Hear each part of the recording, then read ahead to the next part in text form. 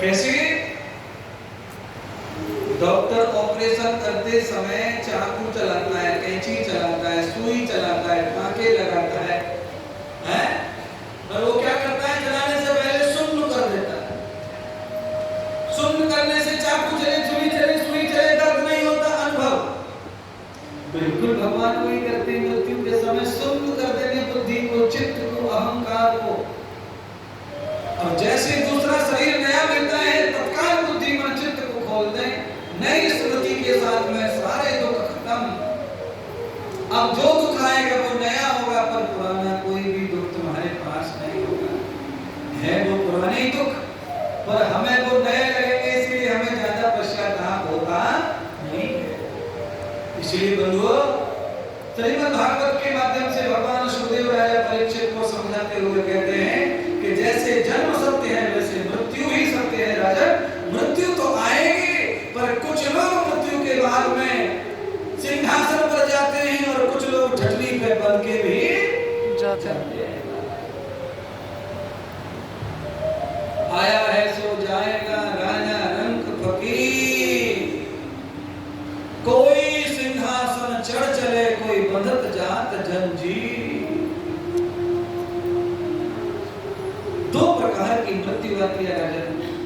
एक मरण वो है जो मां देती है यानी भगवान, और एक मरण वो है जो तुम्हारे कर्म देते हैं। कर्म का जो मरण है वो बार बार होता है, और भगवान का मरण सिर्फ एक बार होता है। राजा परीक्षित को तो भगवान का मरण आया हुआ है, वचन भगवान ने दिया है, राजन तुम्हें बार बार नहीं मरना पड़ेगा, और जो बार बार नहीं मरते उन्हें मरने से घबराने की जरूरत नहीं है। आप ऐसा कर सकते हो, बार बार मरने से बचना चाहते हो तो गुरु की शरणागति जाकर भगवान कृष्ण की लीलाओं का श्रवण करते रहो, भजन करते रहो, तो बार बार मरने से रुक जाओगे और वो भय भी समाप्त हो जाएगा। आपका रुकान हो जाएगा, भय मुक्त हो जाओगे।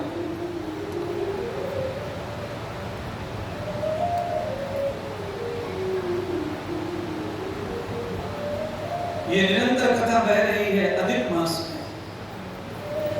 श्रावण का महीना, पुरुषोत्तम मास, अधिक मास का महीना, आज सोमवार का दिन, इतना योग आ रहा है। अच्छा कथा का पुण्य का लाभ लेने के लिए 29 तारीख तक ये निरंतर कथा चलेगी। 30 तारीख से पुनः कथा प्रारंभ होगी, उसमें भी पोथी बैठेंगी, उसमें भी अनुष्ठान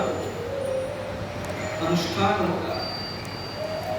दूसरी कथा में भी सोमवार आने वाला है, उसमें रुद्र अभिषेक रखा है राधा किशोरी सेवा धाम में। उस अभिषेक में भी आप शामिल होंगे। रुद्र अभिषेक में जिनके जीवन में दुख है, पीड़ा है, क्लेश है, उन्हें मिटाने के लिए लोग रुद्र अभिषेक करते हैं। राधा किशोरी सेवा धाम में शिव जी का मंदिर निर्मित हुआ है, और उस नवीन मंदिर में ही अभिषेक होगा, रुद्र अभिषेक। प्रकांड आचार्यों के द्वारा अभिषेक किया जाएगा। जिनको भी उस परम आनंद में शामिल होना है, जरूर शामिल हो जाएं। सोमवार आएगा अगली कथा में। पोथी बिठाना है, पोथी बिठा सकेंगे। 5 तारीख तक वो कथा चलेगी। 6 तारीख से हरिद्वार में पावन कथा 9 दिन की होगी। उस कथा में भी 108 भागवत और शिव पुराण दोनों पोथी बैठेंगी। श्रावण का समापन होगा, अधिक मास का पूर्णाहुति होगी हरिद्वार में। भगवान श्री शिव और भगवान श्री नारायण दोनों ही वहां मिलन करेंगे गंगा जी के साथ में। वहां पर गंगा जी का दुग्ध अभिषेक होगा। उस अभिषेक का नाम है श्री शिव महागंगा अभिषेक। उस अभिषेक को पूर्ण करके भी आप अगले 3 वर्षों के लिए इंतजार ना करें, पहले ही करके आप आगे बढ़े अनुष्ठान। यही हमारे जीवन में साथ जाएगा बंधुओं, यही जीवन का धन है, यही साथ जाएगा। बाकी संसार में सब कुछ यही था, यही रह जाएगा। सही बात है। मेरी तो इच्छा है आप लोग सब सहयोग करें, तो 9 दिन में हर रोज 100 किलो दूध का अभिषेक हो गंगा मैया का। गंगा मैया दूधधारी हो जाए, दूध से जल पवित्र हो जाता है। दूध पुष्ट करता है मत्स्य भगवान को, मछली आदि को। बड़ा सौभाग्य मिलेगा हमारा। गंगा की मछली, गंगा के कछुए बड़े सौभाग्यशाली हैं कि उन्हें गंगा में मौका मिला रहने का। लोग उन्हें तो नाले में पड़े कछुआ मछली, पोखरों में तालाबों में सड़ रहे गल रहे, पर गंगा में कोई रह रहे जीव चाहे वो कोई भी हो, उनको हम लोग थोड़ा बहुत इस प्रकार से, तो जरूर इस सौभाग्य को आप ना छोड़ें, जरूर जुड़िए उस अनुष्ठान से। राजा परीक्षित को भगवान शिवदेव कहते हैं, राजन परमात्मा श्री ब्रह्मा जी को आदेश किया संसार की रचना करो। भगवान ब्रह्मा संसार की रचना करने के लिए आ गए, भगवान ने कृपा कर दी। 10,000 वर्ष का तप करते करते ब्रह्मा जी ने सृष्टि की, उसके बाद भी सृष्टि स्थित नहीं हो पा रही है। सागर में ज्यों की त्यों प्रलय हो जाती है, डूब जाती है। तब उन्होंने भगवान को पुकारा, भगवान प्रकट हुए, बोलिए वराह भगवान की जय। भगवान अपने प्राण वायु से धरती खोजते खोजते पाताल में चले गए। वहां पर देखा कि हिरणाक्ष नाम के दैत्य ने शासन कर रखा है पृथ्वी पर। भगवान विष्णु ने हिरणाक्ष को युद्ध में परास्त करके उसका वध कर दिया और पृथ्वी को सुरक्षित कर भगवान लेकर के आए और ब्रह्मा जी को समर्पित पृथ्वी को। तब ब्रह्मा जी ने सृष्टि, ब्रह्मा जी ने जब सृष्टि की, ब्रह्मा जी ने सृष्टि में सबसे पहले अनंतम न वेद दर्शनम क्षरो वेद कृत्वा, भगवान ने सृष्टि में अक्षर का, शब्द का, वेद ऋचा सूत्र मंत्रों का आविष्कार किया, प्रकट की। सब चीजें जो गर्भ में होता है वो प्रकट होता है।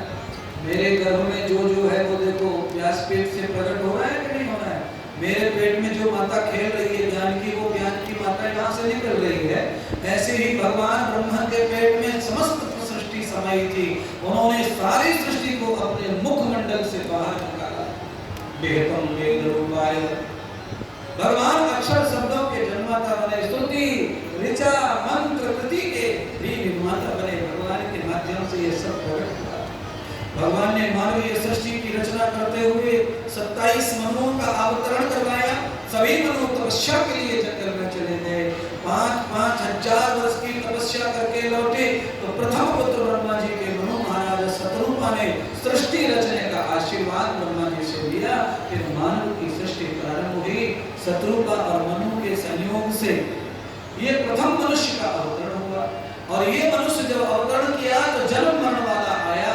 ये रक्त मज्जा वीर से इसका जन्म हुआ। तो कर्म के बंधन में, जन्म के बंधन में, मृत्यु के बंधन में बंधने वाला मानव यानी कि हमारी जाति का जन्म अवतरित हो गया। अनेक मनुओं ने जन्म दिए मनुओं के, सभी मनुओं ने अलग अलग जन्म सृष्टि का किया, मानव का किया। पर शत्रुपा और मनु महाराज का प्रथम नाम भागवत में आता है। 27 मनुओं में ने सबने मनुष्य की सृष्टि की, पर उत्तम प्रथम सृष्टि के जनयता है शत्रुपा और वैवस्वत मनु महाराज। अलग अलग काल में अलग अलग मानव की सृष्टि हुई है बंधु। एक ही काल में मानव सृष्टि नहीं हुई। अलग समय में अलग मानव, अलग अलग प्रकार से मानव का जन्म, अलग मानव की आकृति, अलग मानव की सोच, अलग मानव का रूप। परमात्मा ने अलग अलग सृष्टि को जन्म दिया है, अलग अलग प्रकार के रूप से आपको सजाया है। इस समय मानव की सृष्टि, इस समय सबसे ज्यादा सुंदर मानव है दुनिया में। रंग रूप नाक कान इस समय सबसे अच्छे, इतने सुंदर पहले कभी नहीं हुए, इतने सुंदर आजकल बाल बच्चे पैदा हो रहे हैं। इतना रंग रूप अच्छा हो गया है क्योंकि भगवान बड़े दयालु हैं। आजकल लोग चमड़ी को पसंद करते हैं तो भगवान अच्छी वाली चमड़ी लगाते हैं, अच्छी नाक बनाते हैं, अच्छी नाक आंख बनाते। पहले लोग गुण को पसंद करते थे तो भगवान गुण अच्छा बनाते। अब लोगों को जैसी चॉइस है, भगवान को भक्तों की इच्छा पूरी करने के लिए बैठे महाराज। आप जो मांगते हैं भगवान उस तरह कर देते जाते। अब दुनिया भर के लोग दुर्गा माता का व्रत करते हैं। बोलिए, अब दुर्गा का व्रत ये तो करने गए कि दुर्गा माता हमें ले जाए अपने घर, हम दुनिया से तंग आ गए। सब लोग दुर्गा माता से वही मांग रहे, माता तेरे 10 हाथ हैं, तेरे 18 हाथ हैं, 2 हाथ वाली अच्छी कन्या हमारे लिए भेज दो। हम पारे मरे जा रहे, कोई मुंह ना देख लो, कोई दांत ना देखे, कोई देखने वाला वहां, हम परेशान। समस्या बहुत बड़ी बड़ी है समाज में। शादी भी एक समस्या है समाज की। जिनकी हो गई है वो समस्या में पड़ रही, जिनकी नहीं हो रही है वो समस्या में पड़ रही। शादी भी समस्या ही है, बालक समस्या है समाज में। जिनके हो गए वो परेशान, जिनके नहीं हो गए वो परेशान। कई माता तो कहती हैं कि हम मर जाएंगे, तू मर जा। नाक तक भर देता है, तंग कर देता है। ऐसी दवाई दे दो गुरु